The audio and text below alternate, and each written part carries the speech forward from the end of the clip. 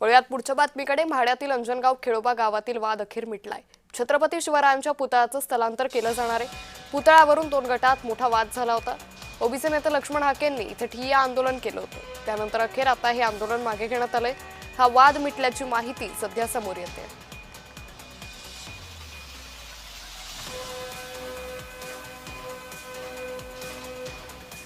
तर म्हाड्यातील अंजनगाव खेडोबा गावातील हा वाद अखेर मिटलाय। छत्रपती शिवरायांच्या पुतळ्याचं स्थलांतर हे केलं जाणार आहे।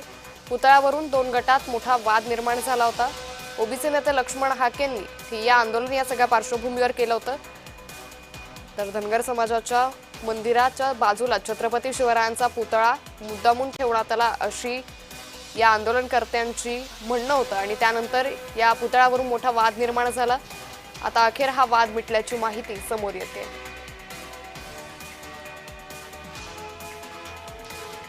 छत्रपती शिवरायांच्या पुतळ्याचं स्थलांतर केलं जाणार असल्याचा तोडगा सध्या काढण्यात आलेला आहे। ओबीसी नेते लक्ष्मण हाके यांनी ठिय्या आंदोलन केलं होतं। छत्रपती शिवरायांचा पुतळा इथून सन्मानपूर्वक दुसऱ्या ठिकाणी स्थलांतरित करावा अशी मागणी त्यांच्याकडून करण्यात आली होती आणि अखेर आता ही मागणी मान्य झाल्यानंतर ओबीसी कार्यकर्त्यांनी नेत्यांनी हे आंदोलन मागे घेतले। या संदर्भात अधिक माहिती घेऊयात आमचे प्रतिनिधी संतोष कुलकर्णी यांच्याकडून। संतोष, अंजनगाव खेडोबा गावातील हा वाद अखेर मिटलाय। कोणाच्या मध्यस्थीनं नेमका हा वाद मिटला?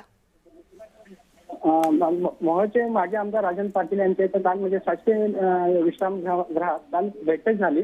दोन्ही गटाच्या लोकांना तिथं बोलवण्यात आलं, मान्यवरांना बोलवण्यात आलं आणि विचारविमर्श करण्यात आला आणि विचारविमर्श केल्यानंतर हा तोडगा निघालेला आहे। आता छत्रपती शिवाजी महाराजांच्या पुतळ्याचं या गावात स्थलांतर होणार आहे, सरकारी जागेत होणार आहे आणि ते जे स्थलांतर होणार आहे तिथं जो पुतळा उभा केला जाणार आहे, स्थापन केला जाणार आहे, तोही सरकारी खर्चानेच केला जाणार आहे। अशा प्रकारचा तोडगा निघालेला आहे। पालकमंत्री अजितकुमार गोरे, आमदार राजन पाटील वगैरे हे मान्यवर आता येणार आहेत। तिथं राजन पाटील पोहोचलेले आहेत अंजनगावमध्ये आणि या मान्यवरांच्या उपस्थितीत या गावामधली सरकारी जागा कुठली चांगली आहे जी शिवप्रेमींना पसंत पडेल तिथं तो पुतळा उभा राहणार आहे, पुतळा स्थापन केला जाणार आहे आणि अशा प्रकारे 2-3 दिवसाच्या संघर्षानंतर एक चांगला तोडगा निघालेला आहे। निश्चित। मात्र संतोष, सध्या या गावातील वातावरण कसं आहे आणि या वादानंतर गावात काही 2 गट पडलेत आणि त्यांच्याकडून अजूनही या सगळ्या संदर्भात प्रतिक्रिया समोर येत आहेत का? तणावपूर्ण वातावरण आहे। तोडगा जरी निघाला असला तरी तणावपूर्ण वातावरण आहे। अजूनही थोडीशी कुठे ना कुठे धुसफूस आहे। काही अति उत्साही लोकांमध्ये थोडंसं संघर्ष दिसून येत आहे। मात्र कुठलाही अनुचित प्रकार घडू नये म्हणून चोख पोलीस बंदोबस्त ठेवण्यात आलेला आहे आणि माध्यम प्रतिनिधींना सुद्धा मर्यादा घालून देण्यात आलेल्या आहेत की जेणेकरून कुठल्याही प्रकारचा वाद होऊ नये, संघर्ष होऊ नये आणि पोलीस सतर्क आहेत या बाबतीत। अंकिता, निश्चित। धन्यवाद संतोष, आपण दिलेल्या सविस्तर माहितीसाठी।